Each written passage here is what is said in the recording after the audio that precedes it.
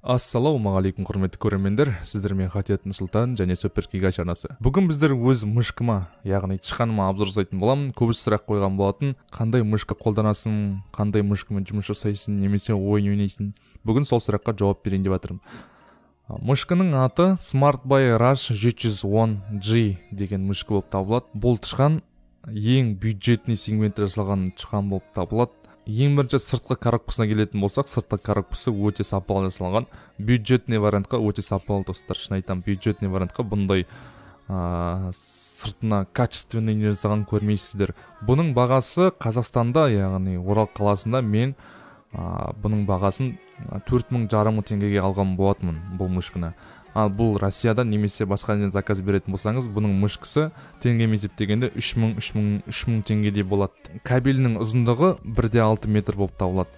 Түсі қара, стандартный қара цветке шығарылған. Бұда 6 кнопка бар басатын. Жанында 2 кнопка, бұл яғни интернет серфингке арналған кнопка болып табылады. Мысалға сіздер яғни артқа, алға жүргіңіз келмесе, бұл кнопкаларды басып, сіздер артқа жылдам өте аласыз, немесе алға жылдам өте аласыз.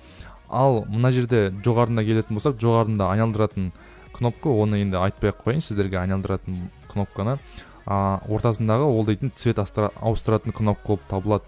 Олмен сіздер любой цветқа ауыстыра аласыздар. Бұл жерде бізде 3 цвет бар: фиолетовый түс, қызыл түс және көк түс.